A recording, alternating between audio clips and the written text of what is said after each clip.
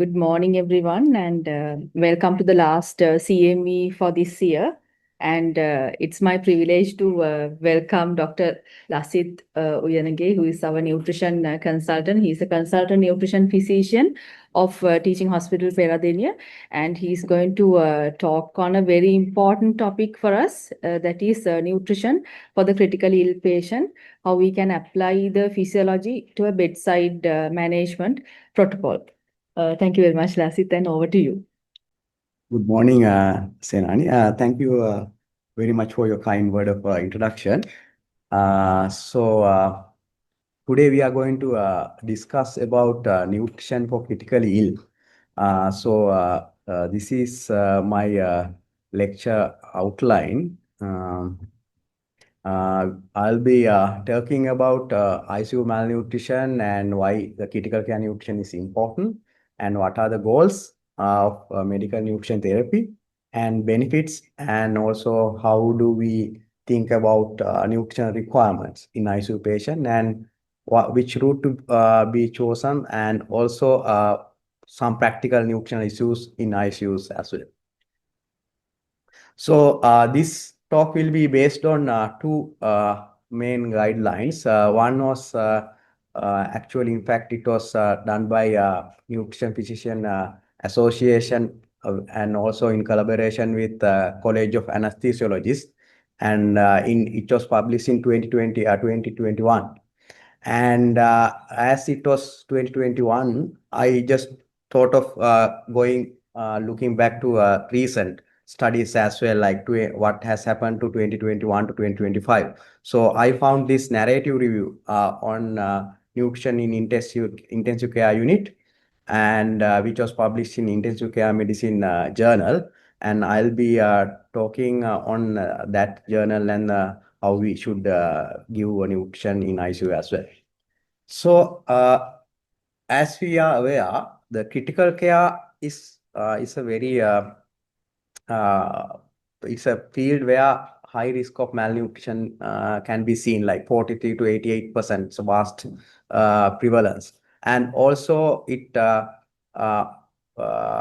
that malnutrition process occurs irrespective of the nutritional status of the patient as well, and also irrespective of nutrition delivery, and which is usually associated with severe depletion of lean body mass.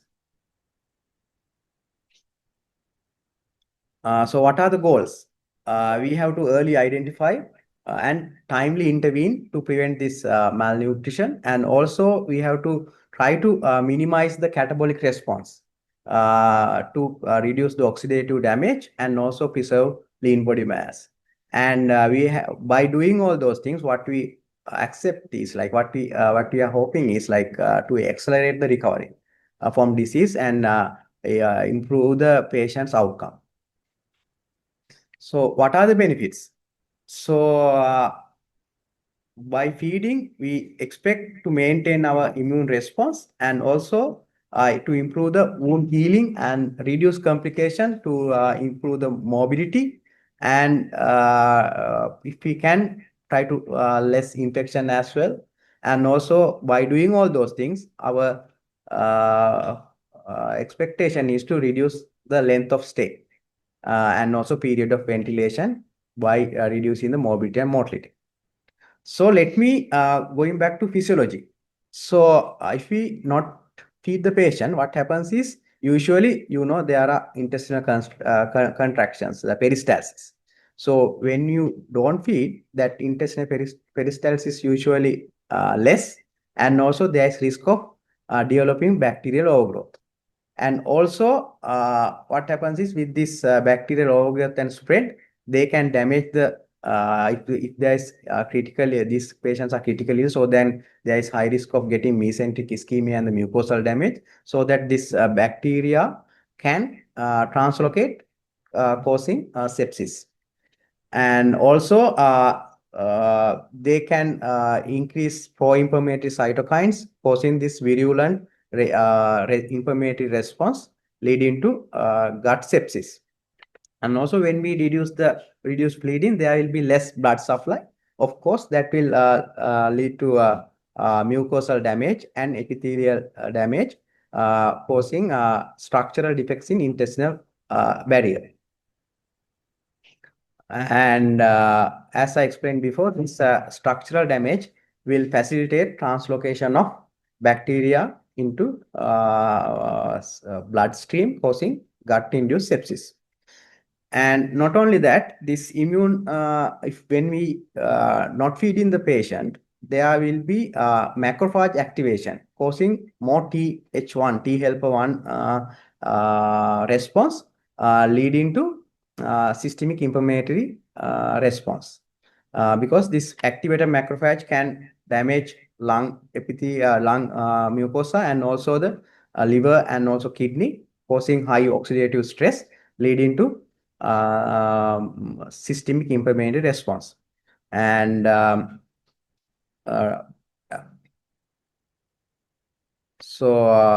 you know that Th1 lymphocyte produce lot of inflammatory cytokines like interleukin-2, TNF-beta, and interferon gamma, like those things. They will definitely increase this systemic inflammation, causing more sepsis and aggravated SIRS. So, what are the benefits of early enteral nutrition? So that reverse will be the previous slides I described what happened if we don't feed the patient. So reverse will be there. So there will be stimulation of intestinal peristalsis, and also enterocytes get more nutrition, and so the trophic substance will be released that help to maintain the epithelium barrier, and also that will increase the blood flow to the gut, so that mucosa associated lymphoid tissue will be supported, and that also increase the IgA secretion in the gut and lumen, that prevents adherence of the pathogenic mucosa and translocation. Not only in the gut, that increase the IgA secretion in all epithelium, in the respiratory tract and other epithelial surfaces, that will give protection. And also that will increase the Th2 pathway, so that pro-inflammatory pathway, the cytokines production will be less, and that will facilitate less supply of inflammatory mediators. So, what are the stages of critical illness? You can see this slide. So, there will be mainly two phases, acute phase and post-acute phase. And acute phase also can be divided into early and late, and post-acute will be divided into convalescence and rehabilitation. So, timeline of this is quite individual. And early acute phase, like most of studies say, like first 48 hours. And where they will be having high amount of information, ebb and flow pace. And late will be like day 3 to day 7 given patient, but of course it can be individualized and it can be varied. And convulsions also, depending on the patient, you are much aware about this, that can be different from patient to patient. So this inflammatory response is important because it increases the survival chance, because that is fight and fight, part of the fight and flight response, where there will be high endocrine secretion, I mean the sympathetic overactivity, and the cell catabolism will be diverted to protect major survival organs, and also that will give the response to survive. And that involve complex neuroendocrine tissues, and also inflammatory and immune system as well. So primarily that is driven by the stimulation of sympathetic nervous system, and activation of hypothalamic pituitary axis, cortisol, growth hormone, and TSH hormonal system. And also latter part, they can involve other immune mediated, as I previously explained, Th1 and Th2 pathways to reduce the oxidative stress and mitochondrial damage. So having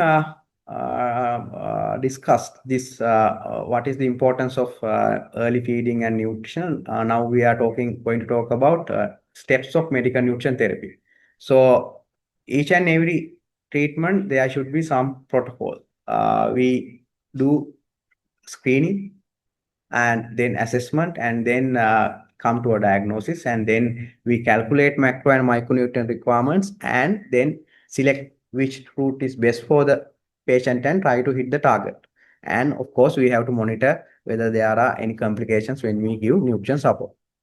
So, how can we do screening?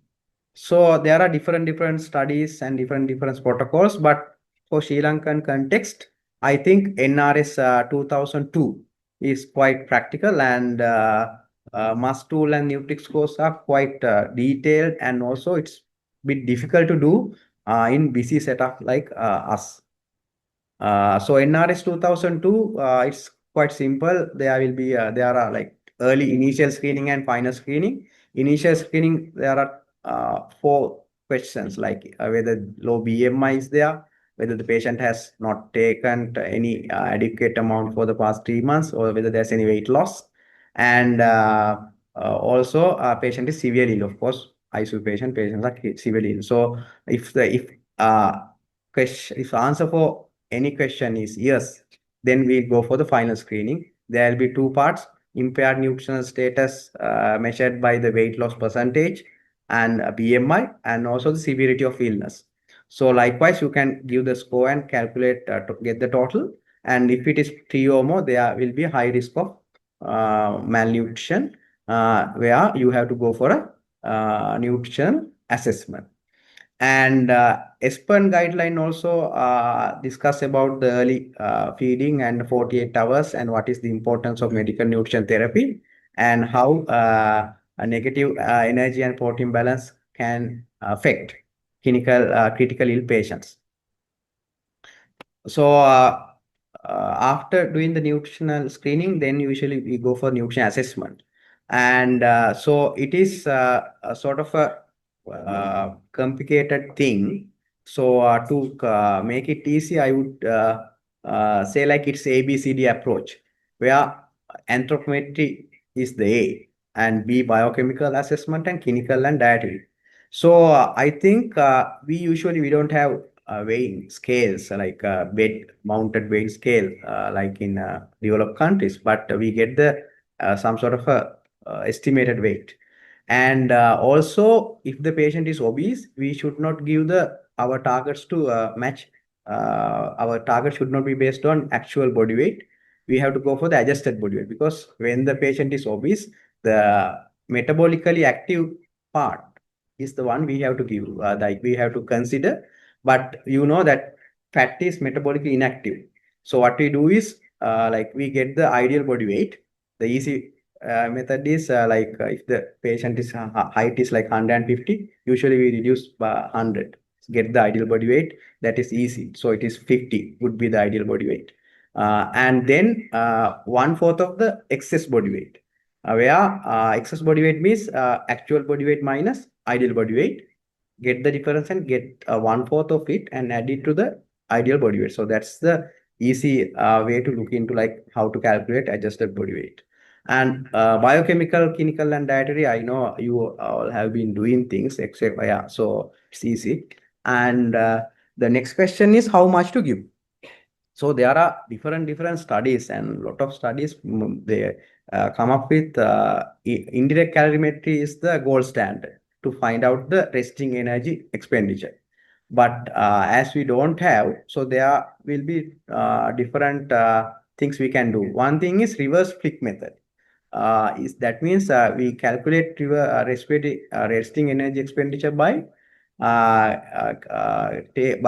measuring the VCO2. I think some ventilators, they give the VCO2. Then you can multiply it by about 8. That will give some sort of accurate estimation of resting energy expenditure. Or else we have to go for VO2 to the pulmonary artery. And but most of the studies they have based on simple weight-based equation, because these indirect calorimetry and VCO2 and VO2 are not available. And then they have given like estimation of 20 to 25 kilocal per kg per day. And in the first week, of course, we have to give about 70%. I'll be talk about this a bit later as well. So that is because I previously mentioned that acute phase, all the patients are going through acute phase and post-acute. And early acute phase, because of the severe metabolic dysfunction, they are having high inflammatory burden and they have high insulin resistance or the metabolic resistance. So, and also irrespective of the nutrition, early 48 hours, they undergo catabolism through the endocrine pathways, which I previously discussed. So they get a lot of gluconeogenesis and there will be a high glucose load anyway, even though if you feed or not. On top of that, if you give normal requirement, that is like overfeeding, and then the patient develop all the complications of hyper feeding, like overfeeding. They develop hyperglycemia, hypertriglyceridemia, hyperammonemia, and increased urea cycle. So all the metabolism will be distorted. Especially in the early part, we should give about 70% of the requirement according to our estimation. And late acute phase also, we can monitoring all the parameters, we can gradually increase to match the requirement. And of course, more convalescent post-acute phase, you can we can, depending on the patient stage, we can increase to match the requirement with the rehabilitation as well. So what are the evidence? So this e-panic trial in 2011, which was done with more than 4,000 patients in critical ill patients, it's RCT. So they compared the late supplemental parenteral nutrition, like giving after 1 week, with early supplemental parenteral nutrition. So basically, early supplementary parenteral nutrition group had more problems. They had to be ventilated more, and they had more infections, and they acquired more ICU acquired weakness, and recovery was impaired. That is because the early supplementary parenteral nutrition group had high amount of energy. On top of that, their metabolism as well, like catabolism plus, we gave the 100% with enteral plus parenteral. So they develop this complication irrespective of their nutritional status, whether the patient is severely underweight group, undernourished group also shown high complications if we are giving early PN with early high amount of nutrition, like early EN as well, enteral nutrition. And not only that, they had more complication in latter part of their convalescent period as well. 6 minute walking distance and activities of daily living also reduced compared to late supplementary PN group.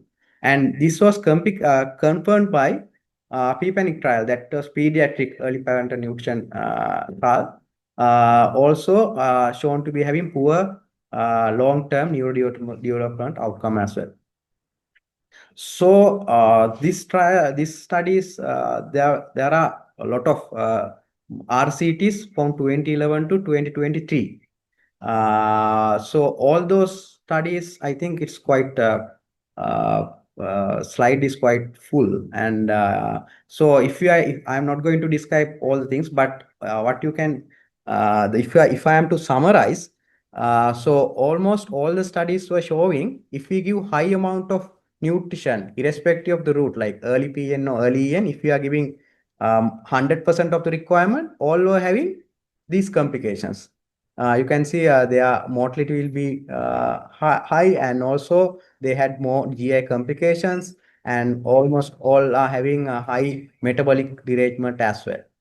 So you know that all our guidelines, there are two different pathways, like one is coming from UK, one is coming from American guidelines. So this slide summarizes that. So almost all guidelines published from American and UK guidelines, they said avoid full feeding in the first phase, first few days.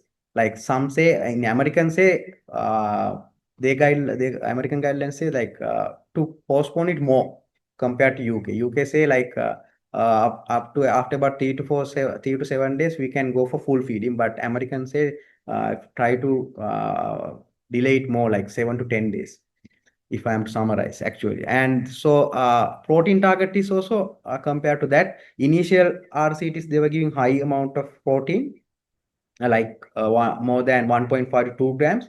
They found that that is also detrimental because they are increasing the urea cycle, and that is increase the inflammation. So most of the guidelines say like avoid high protein supplementation, especially during early feeding.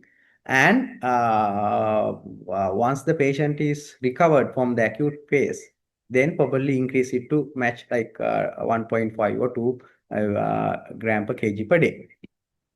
And so this study also, this diagram also shows what I have been discussing. Early feeding, first 48 hours, better not to give any nutrition because they are having high amount of uh, catabolism anyway. Whatever we give, that will give and in addition to our catabolism. So they will be in the hyperglycemic stage unless patient specified hypoglycemia as there. And also once you establish the patient, you can gradually increase the target from 70% to full. And also micronutrients also same. Initially, there were a lot of studies like when there's sepsis to give high amount of IV vitamin C, and most of them found to be detrimental for the patient. That will increase the oxidative stress, which I have been discussing. So most of the guidelines now say give the maintenance dose. That means the recommended dietary allowance, not more than that, unless patient need more, like there will be another like other indications. And refeeding hypophosphatemia is the refeeding syndrome also, where we have to give high dose of thiamine. And likewise, we have to tailor made according to the patient stage. So question is how we can stage this? How can we find out where the patient is? Whether the patient is early phase or that's not depending on the day of the ICU. That's depending on the metabolism stage. So it's very difficult to stage the metabolism. So most of the studies concluded that they couldn't find out the switch from metabolism to catabolism. So new trials are going on. Still, they have not found out the exact place where the patients shift into catabolism from metabolism and anabolic metabolism. So these things I explained that when you give high amount of energy and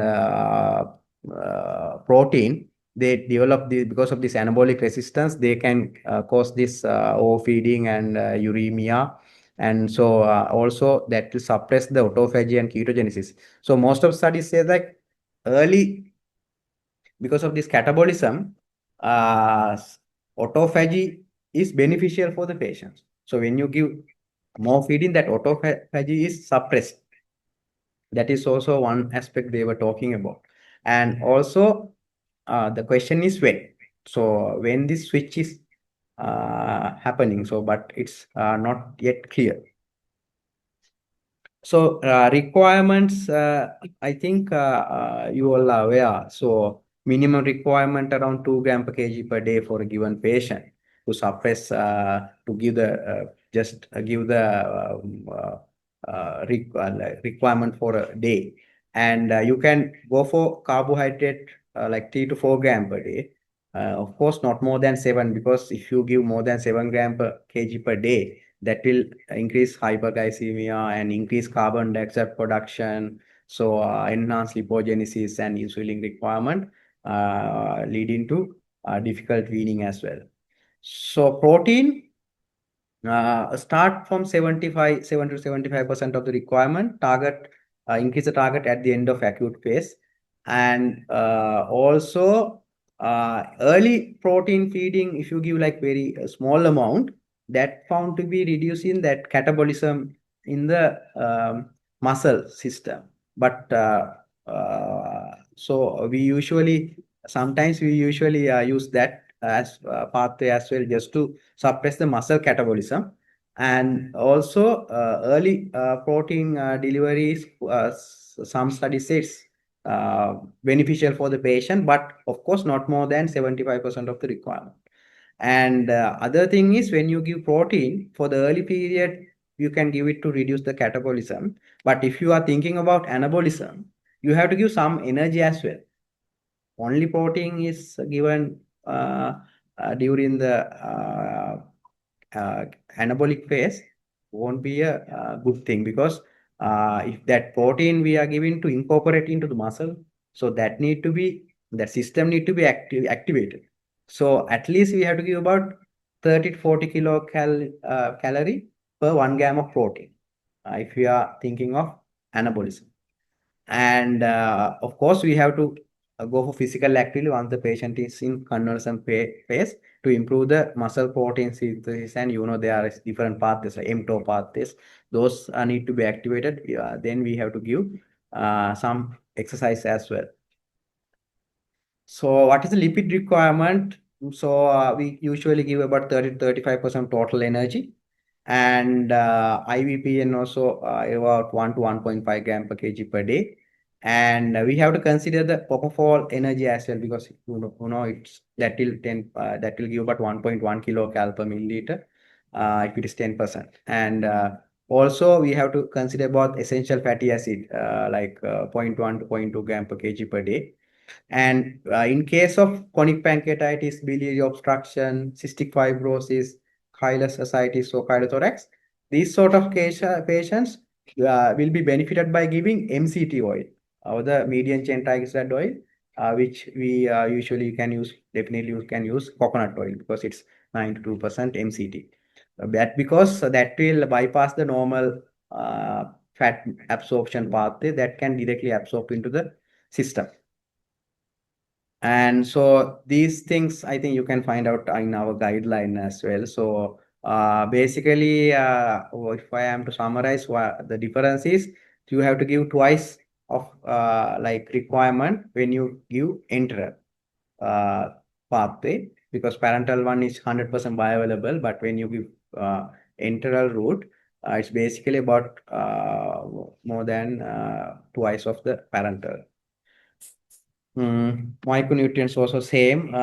You can give these things according to the patient requirement. These doses are better not to give more, as I previously explained, not to give high dose of vitamins and micronutrients unless there's the specific indications. So practical points, I thought of discussing some here as well. So where if the patient is having low vitamin D level, you can give high dose, either through the enteral pathway or the IM pathway. That will be beneficial for the patient if the patient is vitamin D deficient. And we don't have levels, but Sirimao, Peradeniya, they have levels. If we can speak, they should do. So if we really need, we can get it done as well. And also, when there's acute inflammation, there is, redistribution of micronutrients. There will be high ferritin to reduce the serum iron, and also zinc, selenium also level will be low, irrespective of the body store. So you should not be doing these things at when we are doing this, when the patient is in acute phase. And also, when you give IV magnesium, better to give over 4 to 6 hours, because renal threshold will be, if you give high dose, that will be exceeded in the urine, because renal threshold is somewhat not that high for magnesium. So better to give slow, over 4 to 6 hours. Quick, if you give quickly, you might see that you have to you have to replace it daily, because when you give it like over 30 minutes to 1 hour, most of the magnesium will be excreted. And when you give oral phosphate, also we have Joule solution. We don't have IV phosphate, and you can calculate the requirement according to usually it's about 0.3 to 0.6 millimole per kg per day. And Joule solution is produced by two compounds, sodium phosphate and sodium hypophosphate, I think. And they give the standard dilution. If you go for the standard dilution, 1 milliliter of Joule solution will give about 1.2 millimoles, and better to give it's like 6 hourly, because if you give Joule solution be twice a day or once a day, that dose may be too much for the enteric system, that can cause some diarrhea. And also oral line. Also, I think now there are a lot of studies, irrespective of the dose, if you give the how frequency is the important. So when you give oral iron, a daily dose is like as effective as every other day dose. That's what most of the studies showing. So better to give at least daily or every other day if it is possible, and not recommended more than once daily requirement. That's because there's physiology. When you give high oral iron, that first one will be absorbed, but second dose won't be absorbed because that epithelium mucosa is quite full, and also they usually have high hepcidin to prevent unnecessary iron absorption when there's inflammation. So it's better to withhold oral iron treatment until CRP comes down to 10 to 20. So what is the route? Always oral diet is preferable over parenteral route because of a lot of infections and other complications, and also cost as well. And if it is not, oral intake is not possible, we can give low, like less amount of, like more than 50% of the requirement during the early phase. Depending on the patient, we can gradually increase up to 70% during for the one for the 1 week. And then if the patient is stable, we can go for 100% through the enteral nutrition route. So this is also, I think, slide may not be clear for you. Sorry about that.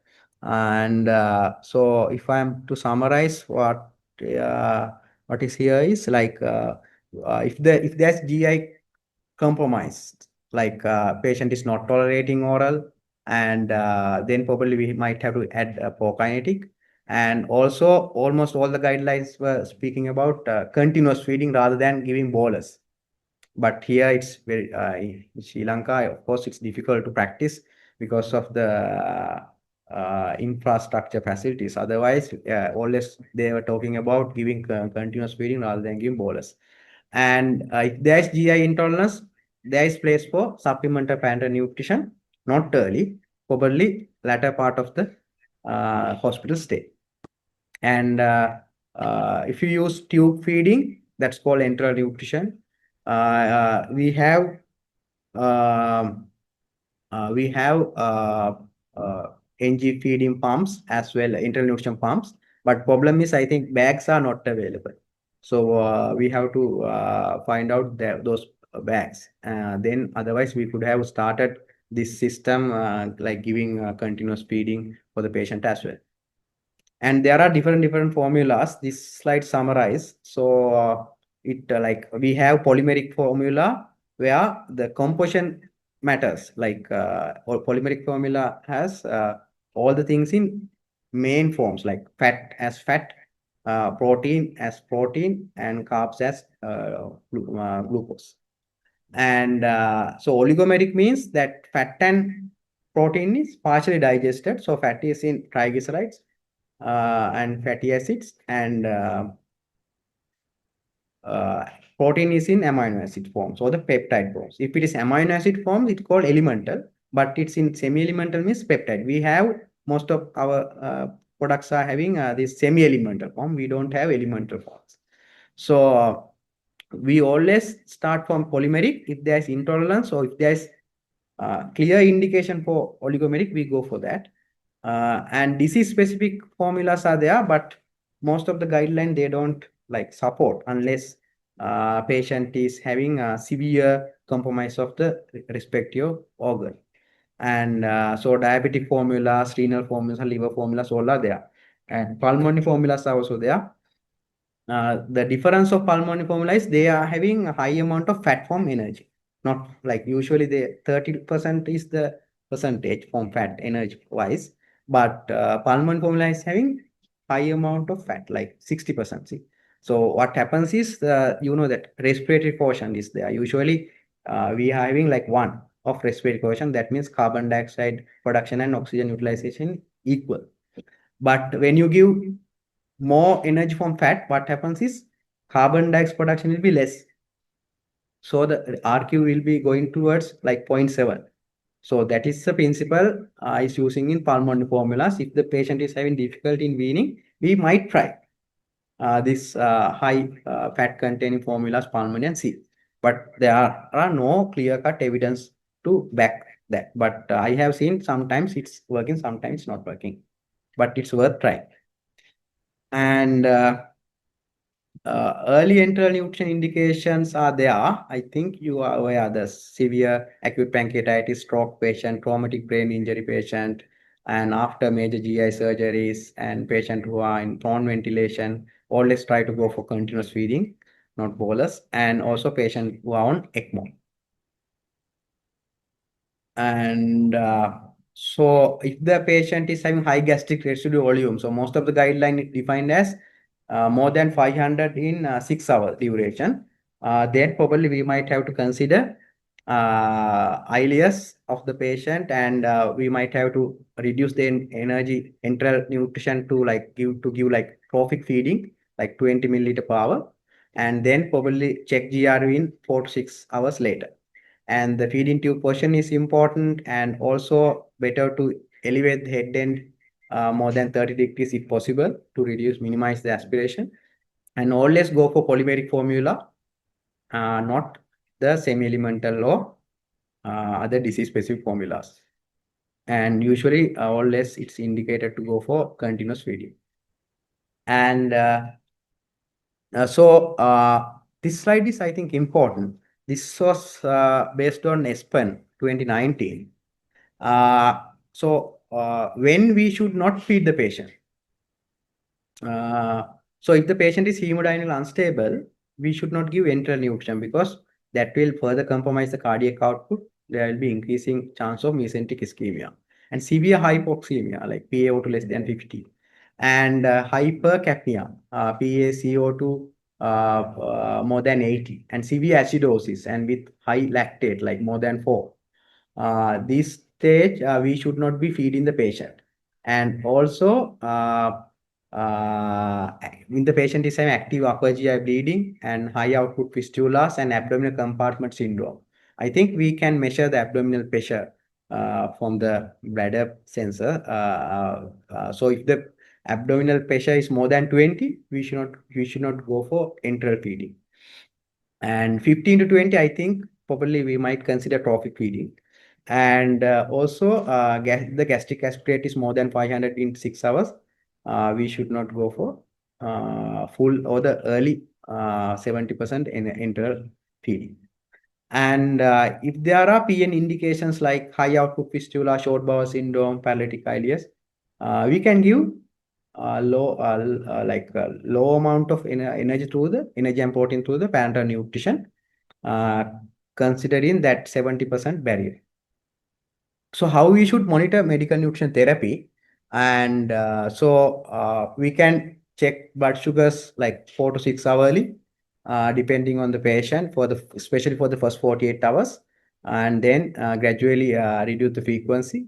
And if the blood sugar level is more than 180, we might need to go for insulin therapy. And if there is gastric intolerance, IV erythromycin is the one which was talking about in almost all the guidelines, but which we don't have. We have to consider oral erythromycin. And 256 hours, somewhere around like we can give erythromycin. And if it is not tolerating, probably we can consider IV metoclopramide. And also electrolyte correction is also very important, especially who are having repeating syndrome. And phosphate, we can do the levels, and as I previously explained, we can give juice solution if needed. And these electrolytes are very important to monitor, and if those are low, then we need to supplement. And one slide on refeeding syndrome. I think you are aware about what refeeding syndrome is.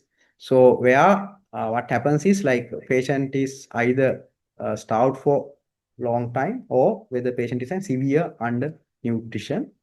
What happens is they develop severe life-threatening electrolyte abnormalities when we feed the patient because of the metabolic shift.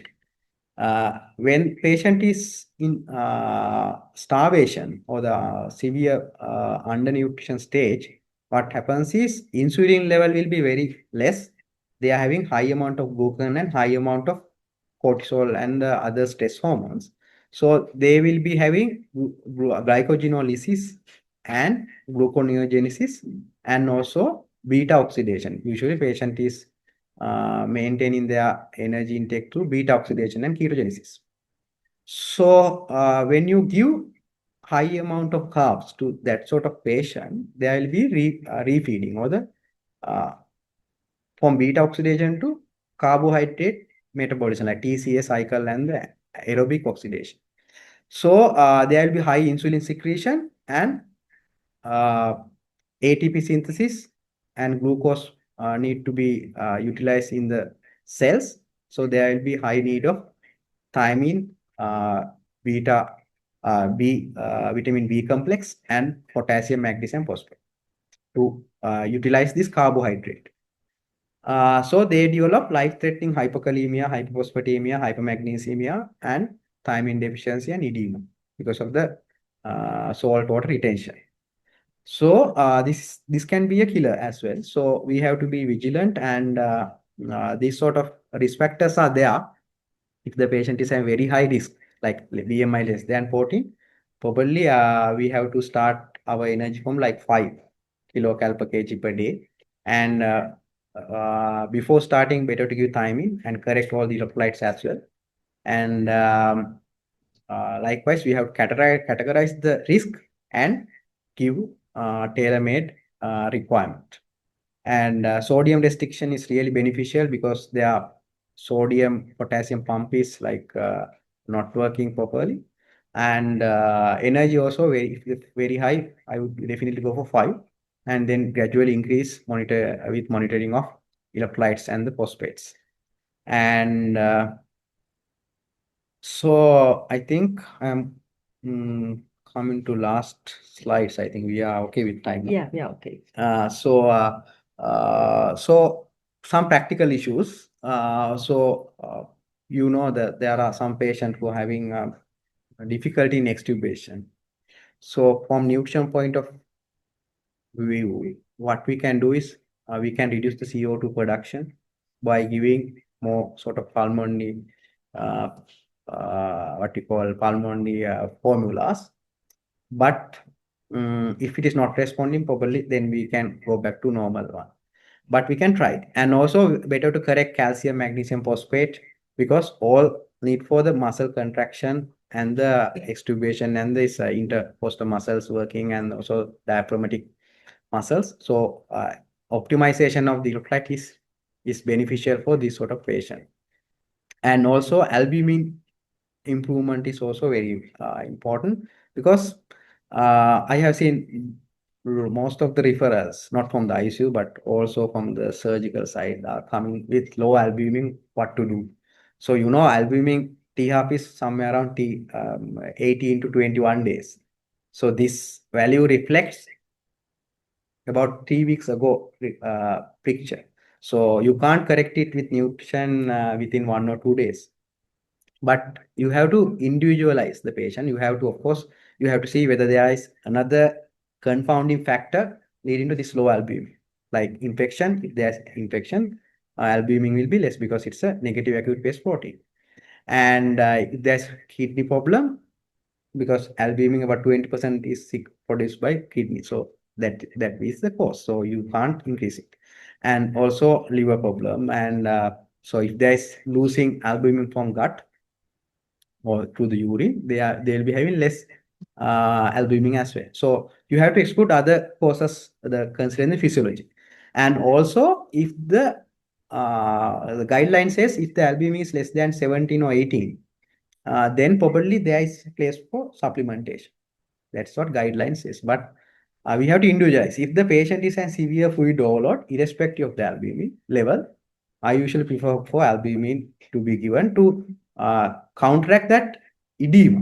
Because if there is external fluid edema, they should be having high amount of bowel edema as well. So whatever you give from there will be severe mucosal edema. So whatever you give to the oral route won't be absorbed. So I usually correct the albumin if there are no contraindication and see whether there's improvement 3 to 4 days. And if there's no issues, probably better to give some furosemide as well, especially from the elderly side if their hemodynamic is stable to reduce that, to clear that excess fluid. So better to give it after albumin infusion. And also if there's some tissue edema on like for the oral cancer patient, they are having a lot of flaps and flap edema. Those are there definitely irrespective of the albumin. You can give that albumin and see it because that edema will be less. And also if the is large wounds causing a lot of like oozing, that also can be reduced by giving albumin. So likewise, you have to individualize the patient need and give. So if there's paralytic ileus, of course, you can correct the electrolytes and better to give low sodium delivery to reduce the bowel edema. And also supplementary PN can be tried as trophic PN with trophic feed as well if the patient is a severe prolonged paralytic ileus. And also you have to exclude intra-abdominal sepsis. Most of the time, post-op prolonged paralytic ileus is associated with some intra-abdominal leak or problem. So you have to exclude that part as well. And you can use prokinetic if there's no mechanical obstruction. So what is summary?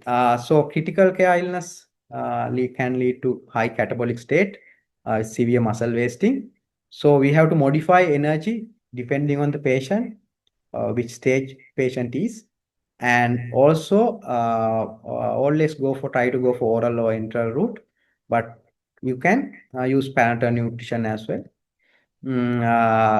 Insufficient and over amount both can be detrimental to the patient.